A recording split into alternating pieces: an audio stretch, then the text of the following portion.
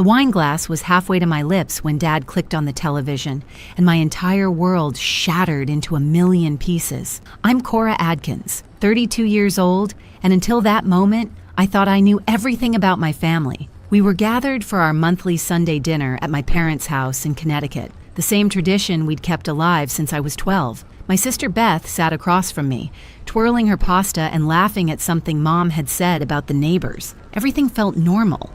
Comfortable even, until Dad's face turned to stone. He had been quiet all through dinner, which wasn't unusual for him. He was always the thoughtful type, measuring his words carefully. But when he stood up and walked to the television without saying anything, Mom and Beth exchanged confused glances. I set down my wine glass, watching him insert a USB drive into the TV with deliberate, almost ceremonial movements. "I need everyone to watch something," he said, his voice carrying a weight I'd never heard before. The screen flickered to life, showing the familiar interior of First National Bank on Madison Street. The timestamp read 3 weeks ago, Tuesday, 2:47 p.m. "Dad, what is this?" Beth asked, her voice pitched slightly higher than normal. But Dad just raised his hand for silence. The security footage was crystal clear, showing someone at the teller window.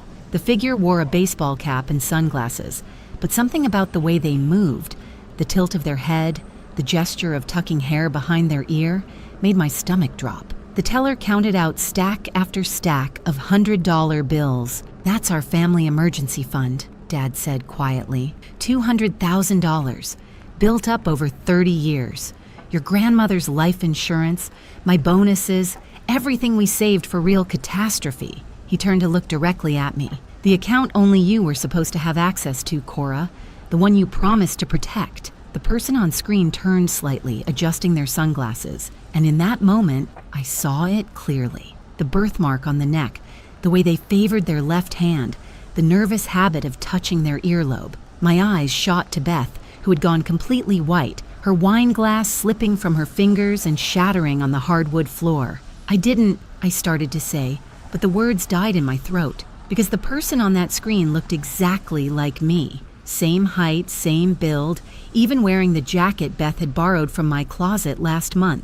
But I knew with absolute certainty that I had never been to that bank, never touched that money. Mom stood up so fast her chair toppled backward. "Robert, what are you saying?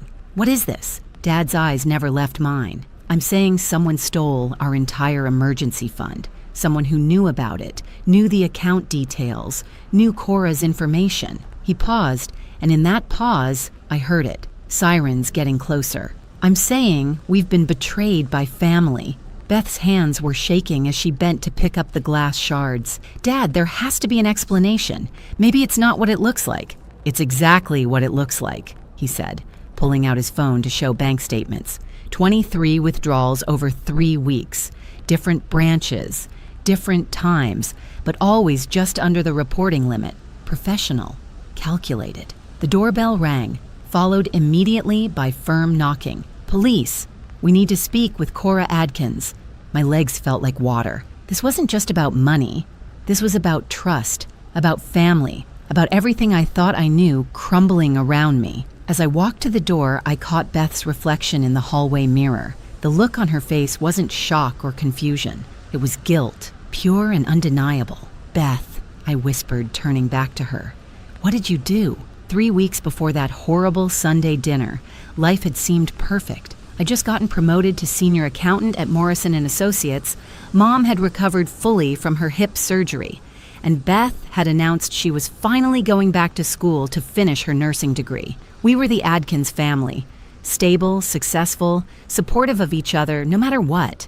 The emergency fund had been Dad's idea after Grandma Rose passed away 5 years ago.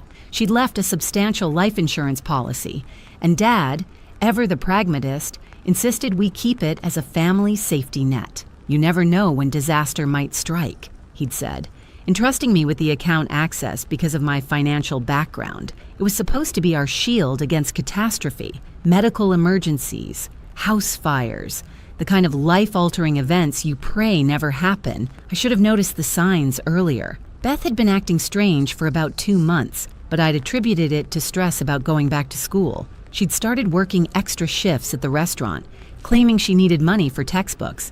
When she showed up with a new designer handbag, she said it was a gift from her boyfriend Marcus. When her car suddenly had expensive new rims, she laughed it off as Marcus spoiling her again. Marcus. Even thinking his name now makes my skin crawl. He'd appeared in Beth's life 6 months ago like some kind of romantic movie hero. Charming, successful, always picking up the check, always having the right words. He claimed to be in real estate development, drove a black Mercedes, wore expensive watches. Mom loved him. Dad was skeptical, but polite. I was somewhere in between, wanting to be happy for Beth, but feeling something was off. The first real red flag came when Beth asked me about the emergency fund over coffee one morning. Just curious, she'd said, stirring sugar into her latte. How does Dad access that account? Like, what if something happened to you? I'd explained that I was the only authorized user, that it required my ID, my signature, my presence. She'd nodded thoughtfully, then changed the subject to Marcus's upcoming business trip to Miami. Looking back, I realized she was gathering information piece by piece. Then came the day she borrowed my jacket. It was raining, she was running late for work, and her coat was at Marcus's apartment. Such a small thing, letting your sister borrow clothes. She returned it the next day, apologizing profusely for getting it wet. I hadn't thought twice about it until I saw that security footage. What I didn't know then was that Dad had already started his investigation. Being a retired bank manager has its advantages. He still had friends in the system, people who'd alert him to unusual activity. When the first large withdrawal hit, a former colleague called him immediately. Dad didn't want to believe it at first. Couldn't imagine either of his daughters would betray the family like that. So he'd started watching, gathering evidence, pulling security footage through his connections. He'd tracked every withdrawal, mapped out the pattern, noticed how the person always chose branches where the staff didn't know our family. He'd watched his own daughter, though he didn't know which one, systematically drain our safety net. The sophistication of it should have been my clue. Beth was smart, but she wasn't financially savvy. She could barely balance her own checkbook, always asking me for help with her taxes. This plan, with its carefully structured withdrawals just under federal reporting limits, its use of multiple branches, its timing to avoid pattern detection, this was someone else's design. Dad later told me he'd spent those 3 weeks in agony, trying to figure out which daughter had betrayed him. He'd tested us both in subtle ways. When he mentioned considering moving the fund to a different bank, I'd agreed it might be wise to diversify. Beth had gone pale and quickly changed the subject. When he'd casually mentioned that banks were upgrading their security systems to use biometric scanning, I'd been interested in the technology. Beth had excused herself to the bathroom and stayed there for 15 minutes. The police officers stood in our doorway like harbingers of doom, their expressions professionally neutral, but their eyes alert, taking in every detail of our family drama. Officer Patricia Brennan, a woman about Mom's age with kind eyes that missed nothing, asked if they could come in. Behind her, a younger officer held a tablet and a folder thick with documents. "Miss Adkins," Officer Brennan addressed me directly, "we need to ask you about some unusual activity on a bank account registered under your name." Dad stepped forward. "I'm the one who called you, Robert Adkins. The account in question is our family emergency fund, and I have evidence of theft." The officers exchanged glances. This wasn't what they'd expected. Usually, the account holder was the victim, not a suspect. Officer Brennan asked us all to sit down, and what followed was the most excruciating hour of my life. They laid out the evidence methodically, 23 withdrawals totaling $200,000. Each withdrawal was captured on security cameras. The person always wearing my clothes or similar outfits, always careful to keep their face partially obscured, but not enough to avoid identification. They had copies of the withdrawal slips, each bearing what looked like my signature. "I've never seen these before," I said, my voice shaking as I examined the signatures. They were close to mine, very close, but something was off. The way the C in Cora curved, the pressure on the downstroke of the A. Someone had practiced my signature but hadn't quite perfected it. Beth hadn't said a word since the officers arrived. She sat curled into the corner of the couch, arms wrapped around her knees, looking smaller than I'd ever seen her. When Officer Brennan asked her if she knew anything about the withdrawals, she just shook her head, unable to meet anyone's eyes. The thing is, Officer Brennan continued, the banks have been upgrading their systems. The newer branches have better cameras, different angles. She pulled out her tablet, swiped to a new video. This footage is from First National's downtown branch, recorded last Monday. The video was HD quality, showing the person at the teller from a side angle the customer couldn't see. As they handed over the withdrawal slip, their sleeve rode up, revealing a tattoo on the inner wrist. A small butterfly with the initials BMA worked into the wing pattern, Beth Marie Adkins. If you're still listening, I need you to know that family betrayal cuts deeper than any other wound. Maybe you've experienced it too. That moment when someone you trust with your life breaks that sacred bond. If my story is helping you process your own pain, please consider subscribing to hear more. Sometimes knowing we're not alone in our struggles makes all the difference. Your comments and support help me keep sharing these difficult truths. The room erupted. Mom started crying, deep, body-shaking sobs. Dad stood up and walked to the window, his back to all of us, shoulders rigid with controlled fury. And Beth finally broke. "I didn't mean for it to go this far," she cried out, the words tumbling over each other. "It was supposed to be just a loan, just temporary. Marcus said he had this investment opportunity, that we'd triple the money in a month and I could put it all back before anyone noticed." "Marcus," Dad said, his voice deadly quiet. "Of course." Beth was sobbing now, mascara running down her cheeks. "He said his business partners were threatening him, that they'd hurt him if he didn't come up with the money. He showed me texts, photos of what they'd done to other people who didn't pay. I was terrified." Officer Brennan leaned forward. "Miss Adkins, Beth, I need you to understand the seriousness of this situation. You've admitted to withdrawing money from an account that wasn't yours, using fraudulent identification. That's identity theft, fraud, and grand larceny. We're talking about potential federal charges." The younger officer added, "We've been investigating Marcus Winters for 6 months. This matches his pattern. Finding vulnerable women with access to family money, manufacturing crisis situations, emotional manipulation. You're not his first victim, but you are the first to get caught." Beth looked at me then, really looked at me for the first time since this started. "Cora, I'm so sorry. I thought I could fix it. I thought I was protecting him, protecting us. He said he loved me, said we'd have this perfect future once this was over." "Where's the money now?" Officer Brennan asked. "I gave it all to Marcus, every penny. He said he was investing it, but..." Beth's voice broke. "I haven't heard from him in 4 days. His phone's disconnected. His apartment's empty. I went by yesterday and the landlord said he'd moved out in the middle of the night." The investigation that followed revealed a web of deception that went far deeper than any of us imagined. Officer Brennan, it turned out, had been building a case against Marcus Winters, whose real name was Mitchell Wierenski, for over a year. Beth wasn't his first victim, not even his third. She was number 7 in a string of what the FBI called romance fraud schemes that had netted him over $2 million across 5 states. As we sat in the police station the next morning, Officer Brennan laid out the full scope of Marcus's operation. He had a team, a woman who helped him scout victims through social media, a tech guy who created fake investment portfolios and business credentials, even a makeup artist who'd helped Beth disguise herself as me for the bank cameras. "The birthmark," I said suddenly, remembering the security footage. "I have a birthmark on my neck. How did they..." Beth's face crumbled. "Marcus had his friend do it. Said it was for a costume party that he wanted to surprise you with how much I could look like you. I was so stupid." The technical sophistication was staggering.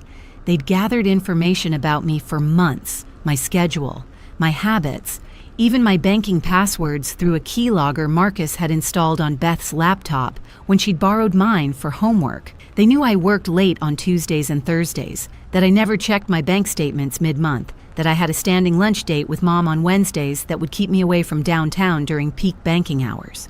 But the most chilling revelation came when Officer Brennan showed us messages from Marcus's phone, which they'd recovered from a burner found in his abandoned apartment. The texts showed he'd been planning this from the moment he'd met Beth at that charity fundraiser 6 months ago.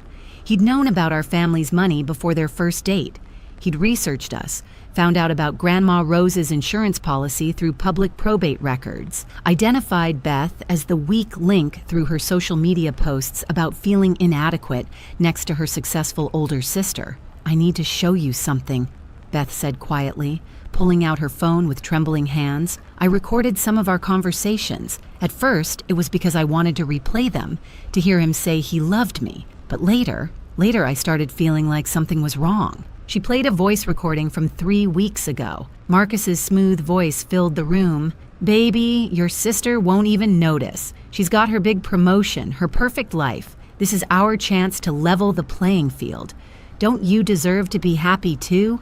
Don't you deserve what she has?" Another recording from 2 weeks ago. "If you don't do this, they'll kill me, Beth. Is that what you want? You want to explain to your family how you let me die because you wouldn't help? Because you cared more about their money than my life?" And the last one, recorded just 5 days ago. "Stop calling me. It's done. You did great, baby. Give me a few more days to flip the investment and we'll be set. Trust me. Have I ever lied to you?" Dad's knuckles were white as he gripped the edge of the table. He studied us. He found our weakness and exploited it. Officer Brennan nodded. "That's his pattern. He finds families with money, identifies the most emotionally vulnerable member, usually someone who feels overshadowed or underappreciated, and builds an elaborate fantasy around them. The crisis is always manufactured. The threat's always fake. But by the time victims realize it, the money's gone. But we can get it back, right?" Mom asked desperately. "If you catch him." The silence that followed told us everything. Marcus, Mitchell, was probably already in another state, another identity, stalking another family. The money had likely been converted to cryptocurrency and scattered across dozens of untraceable accounts within hours of Beth handing it over. "There's something else," Officer Brennan said, her voice gentler now. "We found evidence on his computer of surveillance on your family. Photos, schedules, recordings. Beth, he had you wear a wire sometimes, didn't he? Said it was to protect you both?" Beth nodded miserably. "He said if anything went wrong, we'd need evidence that I was coerced. He was building a case to frame you entirely if he got caught, make you the mastermind, him the unwitting accomplice. We found draft emails from your account that he wrote but never sent, discussing the plan as if it was your idea." The full weight of the betrayal hit Beth then. She'd lost more than money. She'd lost her identity, her family's trust, her sense of self, and somewhere out there, Marcus was probably already charming his next victim, spinning the same lies, creating the same manufactured crisis. But then Officer Brennan said something that changed everything. However, there might be a way to catch him. He's gotten comfortable, sloppy. He's used the same MO too many times. And Beth, you have something none of his other victims had. "What's that?" Beth asked. "A recording of him admitting to the crime, and a family willing to fight back." The next 48 hours changed everything. Officer Brennan had connected us with FBI Special Agent David Chen, who specialized in interstate fraud cases. He sat in our living room, looking more like a tech startup CEO than a federal agent, laying out options with a directness that was both terrifying and oddly comforting. "Beth faces serious charges," he said plainly. "Identity theft, fraud, grand larceny. We're talking 5 to 10 years federal prison time." Mom gasped, reaching for Dad's hand. "However," Agent Chen continued, "if she cooperates fully, helps us catch Mitchell Wierenski, and testifies against him, we might be able to work out a deal. Probation, community service, restitution payments." The decision tore our family apart and put it back together in the span of a single evening. Dad wanted Beth to face the full consequences. Tough love, he called it. Mom couldn't bear the thought of her daughter in prison. And me? I was angry, furious even. But looking at Beth's hollow eyes, seeing how completely she'd been destroyed by this man's manipulation, I knew what we had to do. "We help catch him," I said firmly. "We're family. We fix this together." That's when Agent Chen revealed something that made my blood run cold. They'd been monitoring Marcus's patterns, and he was already working a new target. A widow in Philadelphia named Sandra Morrison, whose husband had left her a $3 million life insurance policy. He'd met her at a grief support group just 2 weeks ago, already playing the role of a caring, wounded soul who understood her pain. "We can't let him do this to someone else," Beth said, her voice stronger than it had been in days. "I'll do whatever it takes." The plan was ambitious. Marcus had made one crucial mistake. He'd given Beth an emergency contact number, a phone he claimed was for absolute emergencies only. The FBI traced it to a burner phone that was still active, though he rarely turned it on. But when he did, usually once every 3 days for about 10 minutes, he checked messages. Beth would send him a message that would make him come back, not asking him to return, which would raise suspicions, but warning him that she was about to be arrested and might have to tell the police everything. She'd say she'd hidden some of the money, keeping it as insurance, and she needed to give it to him before the cops found it. "He'll know it's a trap," Beth worried. "No," Agent Chen said. "He'll think you're panicking, making stupid decisions. That's what he expects from you. To be weak, frightened, dependent on him. We're going to use his arrogance against him." I spent hours coaching Beth on what to say, how to sound desperate but not suspicious. We practiced until her voice carried just the right amount of fear and devotion. Meanwhile, the FBI was setting up surveillance at 3 possible meeting spots, places Marcus had taken Beth before, locations he'd feel safe. The message Beth finally sent was perfect in its simplicity. "They know about the money. Dad hired investigators, found a bank I didn't tell you about, put $50K there just in case. Can't let them find it. Please, one last time. Garden Street parking garage, level 3, tomorrow 8 p.m. If you ever love me, please. After this, I'll never contact you again. They're arresting me Thursday." We waited. 1 hour, 2, 6. Then, at hour 7, 3 dots appeared on Beth's phone. He was typing. The message came through, "You stupid girl, 8 p.m. That night, none of us slept. Beth sat at the kitchen table staring at her phone, while Mom made cup after cup of tea that no one drank. Dad cleaned his already spotless garage, needing something to do with his hands. And I found myself in Beth's room, looking at photos of us as kids, remembering when we were just sisters who fought over toys and shared secrets before money and men complicated everything.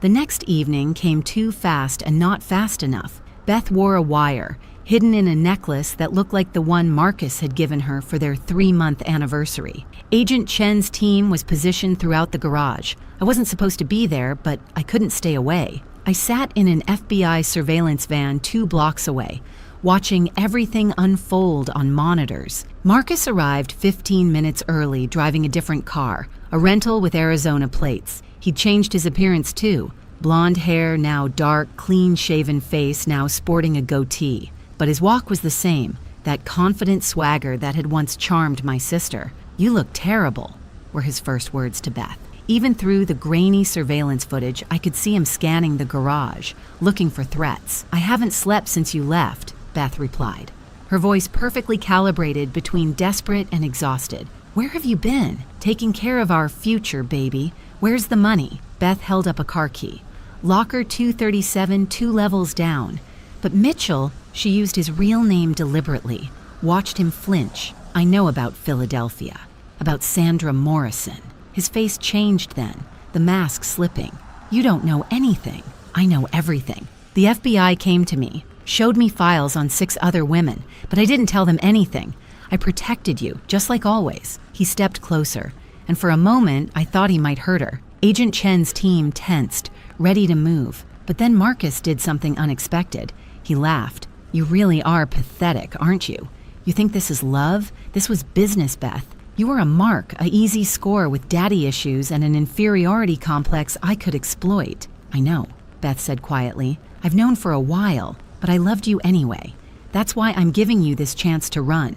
Take the money and go. Don't come back." He grabbed the key from her hand. "Finally, something smart from you." As he turned to leave, Beth said the code phrase that would signal the FBI to move. "I hope you find peace." The arrest was swift and decisive. Marcus tried to run but found every exit blocked. He dropped to his knees in the middle of the garage, and in that moment all his confidence evaporated. He looked like what he was, a small, desperate con man who'd finally run out of cons. The full scope of Marcus's operation unraveled over the following weeks like a cheap sweater. With his laptop seized and his network exposed, the FBI uncovered a massive fraud ring spanning 7 states. But the real shock came when they found his trophy files, detailed records of every con, every victim, every dollar stolen, like a serial killer, keeping souvenirs. Beth's case was file number 43. Agent Chen let us review parts of Marcus's notes about our family, though Mom couldn't bear to look. His initial assessment of Beth was clinical, cruel. Subject is 29, underemployed, living in sister's shadow. Parents clearly favor older daughter. Strong candidate for emotional manipulation. Estimated take 150, 300 KI based on probate records. But as the weeks had progressed, his notes changed. Beth had been more resistant than expected, asking questions, wanting to meet his business partners, suggesting alternatives to taking the family money. He'd had to escalate his tactics, introduce the threat narrative earlier than planned, even involve his team to make the threats seem real. You fought him more than you realized, Agent Chen told Beth. Most victims gave in within 6 weeks. You held out for 3 months. He had to work for this one. The FBI had set up a brilliant sting operation. The locker Beth had mentioned contained marked bills and a tracking device. More importantly, they'd found Marcus's real identity through an old arrest record from Nevada. Mitchell Warensky was actually Michael Warren Kowalski, a former insurance adjuster who'd learned exactly how much money grieving families received and decided he wanted his share. Sandra Morrison, the widow in Philadelphia, agreed to help after learning she was being targeted. She wore a wire to their next date, where Marcus was already laying groundwork about his sick mother needing experimental treatment. The recording of him using the exact same phrases he'd used on Beth, "You're different from other women. I've never felt this connection before. My mother would have loved you," was painful to hear. During the trial preparation, more victims came forward. Jennifer from Austin, who'd lost her divorce settlement. Maria from Chicago, whose father's inheritance disappeared. Ashley from Seattle, who'd emptied her children's college funds.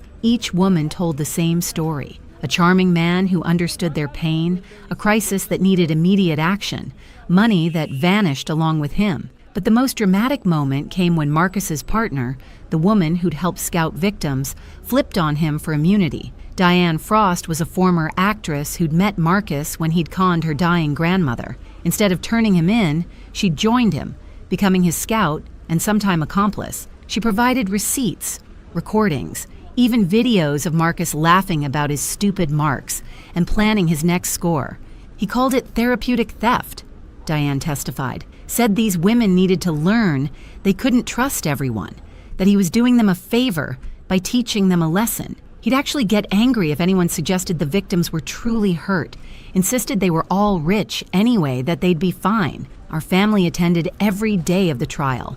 Beth testified for 3 hours, detailing the manipulation, the lies, the gradual erosion of her self-worth, until giving him the money seemed like the only way to save everyone. When the prosecutor asked why she'd stolen from her own family, she broke down. Because he made me believe they didn't really love me anyway, that I was the disappointment, the failure. He said taking the money was just making official what everyone already knew, that I didn't deserve to be part of a successful family. And after years of feeling like I wasn't good enough, part of me believed him. That testimony led to something unexpected. 3 jurors approached the prosecutor during a break, sharing their own stories of family members who'd been conned by romance scammers. The prosecutor later told us it was the first time she'd seen jurors cry during a fraud case. Marcus was convicted on all counts: wire fraud, identity theft, conspiracy, money laundering. The judge, a stern woman who'd seen every type of criminal in her 30-year career,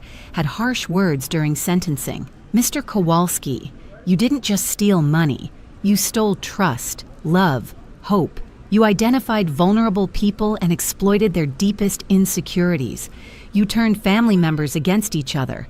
This court sentences you to 25 years federal prison, with no possibility of early release. As they led him away, Marcus turned to look at Beth one last time. I expected to see hatred or anger in his eyes. Instead, there was nothing. Just the empty stare of a man who'd never felt a genuine emotion in his life. The months following Marcus's conviction were harder than the trial itself. The adrenaline of catching him had worn off. leaving us to face the wreckage he'd left behind. $200,000 doesn't just disappear without consequences. Dad had to come out of retirement, taking a consulting position at his old bank. At 65, he was working 50-hour weeks again.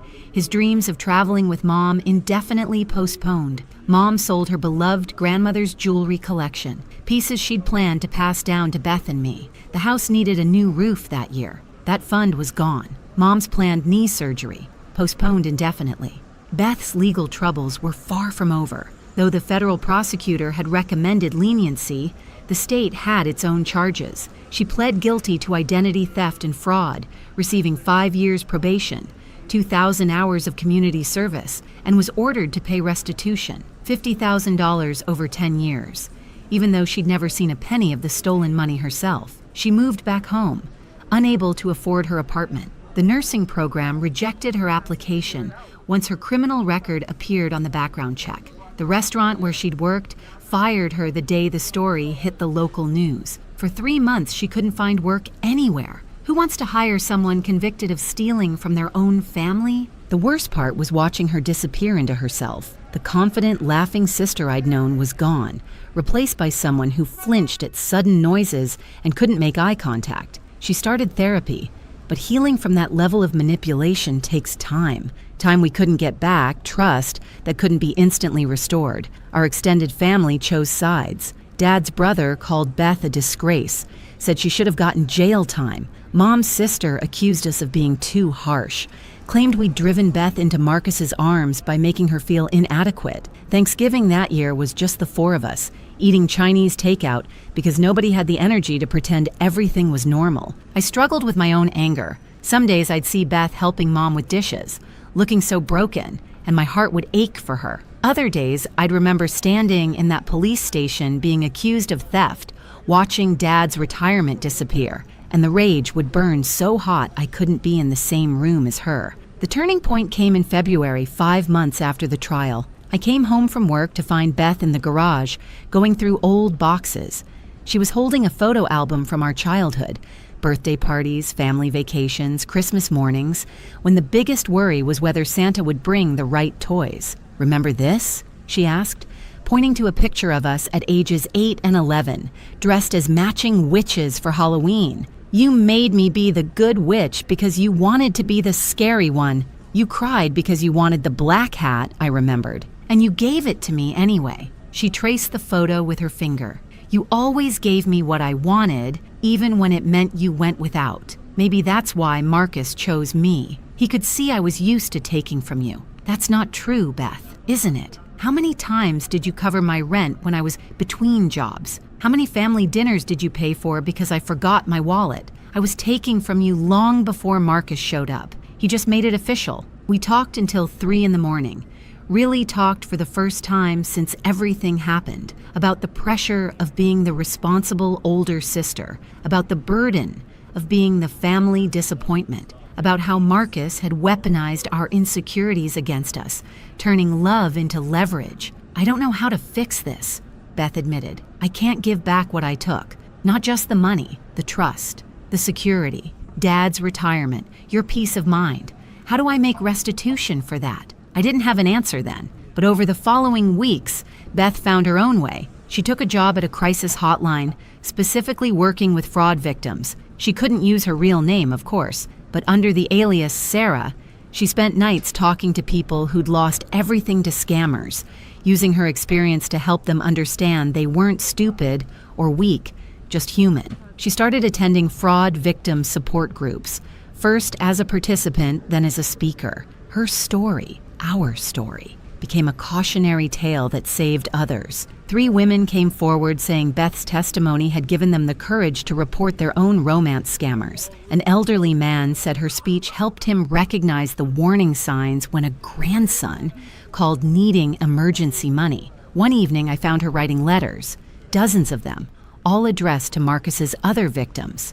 "They deserve to know someone understands," she explained, "that someone else fell for the same lies, believed the same promises. They need to know it wasn't their fault." Some victims wrote back. Jennifer from Austin said Beth's letter was the first time she'd felt understood since losing her money. Maria from Chicago shared that she'd attempted suicide after Marcus disappeared, but Beth's words reminded her that surviving was its own form of victory. It's been 18 months now since Dad turned on that television and our world imploded. 18 months of therapy, family counseling, legal battles, and slow, painful healing. We're not the same family we were before. We never will be, but maybe that's not entirely a bad thing. The financial recovery has been gradual. The FBI recovered exactly $0 of our stolen money, but the Victims' Compensation Fund eventually paid out $30,000. Dad's consulting work has been extended for another 2 years, and he's discovered he actually enjoys mentoring young bankers. Mom started selling her quilts online, turning a hobby into a small but steady income stream. Every dollar helps. Beth lives in a small studio apartment now, 5 blocks from our parents' house. She works full-time at a nonprofit that helps fraud victims navigate the legal system, making barely above minimum wage, but finding purpose in the work. In the evenings, she studies for her paralegal certification online, determined to understand the law that both prosecuted and protected her. She's paid back $12,000 so far, every payment accompanied by a handwritten note to Dad, detailing how many hours she worked for that money. Dad saves every note in a folder marked redemption, though he thinks we don't know about it. Our relationship is complicated but real. We have coffee every Saturday morning, a new tradition that started as court-ordered family therapy homework and evolved into something we both need. Some Saturdays, we laugh about old memories. Others, we sit in silence, the weight of everything between us. But we show up. That's what matters. The surprise revelation came 6 months ago when Dad finally admitted he'd known more than he'd let on. He'd actually discovered the theft 2 weeks before that Sunday dinner, but had spent that time investigating, making sure he had the complete picture before confronting us. "I needed to know if you were in on it together," he admitted to me one evening. "If both my daughters had conspired against me. Those were the worst 2 weeks of my life, suspecting you both, trusting neither. Why didn't you just ask me? Because if you were involved, you'd lie. And if you weren't, you'd try to protect Beth. I needed the truth more than I needed comfort." He'd also done something else during those 2 weeks, hidden away $50,000 from another account, moving it somewhere even I didn't have access to. Insurance, he called it. I learned my lesson about keeping all our eggs in one basket. That hidden money became the down payment on keeping our family home when Mom's medical bills started piling up. Dad's foresight, born from paranoia and pain, ended up saving us from complete financial ruin. The most unexpected development came last month. Sandra Morrison, the widow Marcus had been targeting when we caught him, reached out to our family.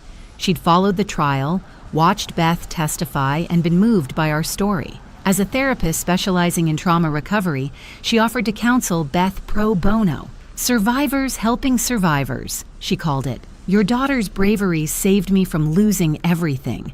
This is how I pay it forward." Their sessions have transformed Beth in ways our family therapy never could. There's something about talking to someone who was almost in your shoes, who Marcus had marked as his next victim, that creates a unique understanding. Sandra doesn't minimize what Beth did, but she also doesn't let her drown in shame. "Shame keeps you stuck," I overheard Sandra telling Beth once. "Guilt can motivate change, but shame just paralyzes. You're not a bad person who did a bad thing. You're a person who made terrible choices under extraordinary manipulation. Now you get to choose who you become next." Last week, something remarkable happened. A young woman called the Fraud Victim Hotline, where Beth volunteers, crying about a boyfriend who needed money for his mother's cancer treatment.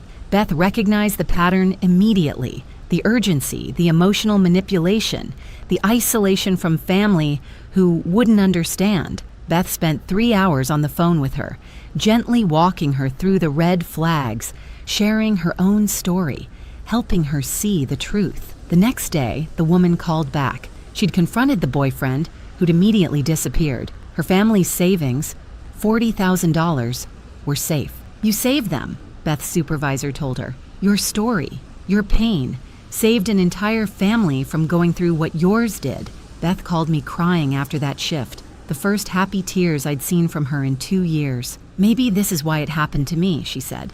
so I could stop it from happening to others. I don't believe everything happens for a reason. That's too neat, too clean for the mess Marcus left behind. But I do believe we can create meaning from our pain, purpose from our mistakes. Beth made a terrible decision that cost our family everything, but she's spending every day trying to balance that ledger, one saved family at a time. The money's gone. We've accepted that. Dad will work until he's 70. Mom's traveling dreams are reduced to day trips. My own savings were depleted covering family expenses during the worst months. But we're still here, still a family, still showing up for each other even when it's hard, especially when it's hard. Marcus is serving his 25 years in federal prison. He's tried to appeal twice, both times denied. Diane Frost, his accomplice, served 6 months and now works with the FBI to identify romance scammers. She sent Beth a letter once, apologizing for her role, explaining how Marcus had destroyed her life too before recruiting her. Beth never responded, but she kept the letter. Evidence that monsters can reform, she called it. The truth about trust is that once broken, it's never quite the same when repaired. It's like a vase that's been shattered and glued back together, functional, possibly even beautiful, but you can always see the cracks if you look closely enough. Our family is that vase now, held together by forgiveness and determination rather than naive faith. But here's what I've learned. Sometimes the repaired version is stronger than the original. We don't trust blindly anymore. We ask questions, verify stories, protect ourselves while still choosing to love. Beth says she'll never trust another romantic partner the way she trusted Marcus. And maybe that's not a bad thing. That kind of blind trust is dangerous. The trust she's building now, with us, with herself, is earned through actions, not words. Every family has that story, that defining moment when everything changed. Ours involved $200,000, a con man, and a sister who lost herself so completely she betrayed everyone who loved her. But it's also a story of redemption, of choosing family even when they've given you every reason not to, of finding strength in the broken places.